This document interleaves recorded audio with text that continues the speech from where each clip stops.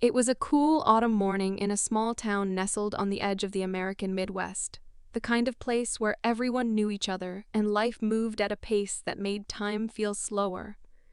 One of the few establishments in town was the classic diner, a no-frills joint that had been around for decades. Its faded red neon sign flickered dimly in the morning light, and inside the smell of fresh coffee and pancakes filled the air. The owner, Agnes, a woman in her late 60s, had been running the place for nearly 40 years. She was a tough, opinionated woman, known for both her fierce loyalty to her regulars and her unapologetic bigotry. One morning, a young black man named Marcus, dressed in a tailored jacket and clean-cut slacks, walked through the door of the diner he had just moved to town looking for a fresh start. Marcus had heard about the diner from a few people at his new job, so he decided to grab some breakfast and check it out. As he entered, the clinking of utensils stopped for a moment, and all eyes turned toward him. Agnes, behind the counter, eyed him with a look of suspicion, before wiping her hands on her apron and walking over. "What can I get for you, young man?" she asked, her voice laced with a sharp edge. Marcus smiled politely. "Just a coffee and the breakfast special, please." Agnes' smile faltered for just a second before her expression hardened. "We don't serve your kind here," she said coldly, leaning over the counter, her eyes narrowing as if daring him to argue. The entire diner went silent. The regulars at the tables sat frozen, some glancing nervously at one another, while others avoided making eye contact. Marcus, however, didn't flinch. He stood there for a moment, trying to process the situation. He could feel the weight of history in that room, the years of prejudice that had been allowed to fester, the silent acceptance that had permeated this small town for generations. But today, Marcus was different. He had come to challenge it. "Excuse me?" Marcus said, his voice calm but firm. "You're refusing to serve me because of the color of my skin? That's not just wrong. It's illegal," Agnes sneered at him. "You think you can come into my diner and tell me what to do? I've been running this place longer than you've been alive, and I'll serve who I damn well please." The tension in the room grew thick, and for a moment it seemed as though the rest of the patrons would remain silent. After all, this was Agnes' diner, and no one ever challenged her.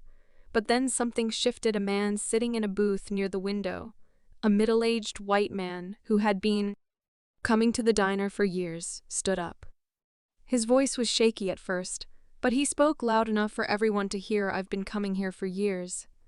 But this isn't right," he said, his words echoing through the stillness of the room.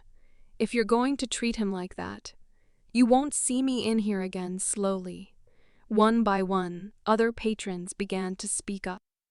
A young couple in the corner, a woman with 2 children, and even the town's sheriff people, who had always turned a blind eye, started voicing their support for Marcus. Agnes' face reddened as she glared at them, but it was clear that her once unchallenged authority was slipping away. Marcus took a step forward, keeping his eyes locked on Agnes.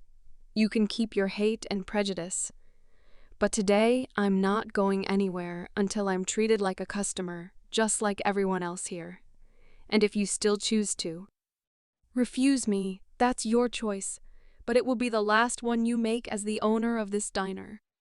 The room was eerily silent for a few moments, and it seemed as though time itself had stopped.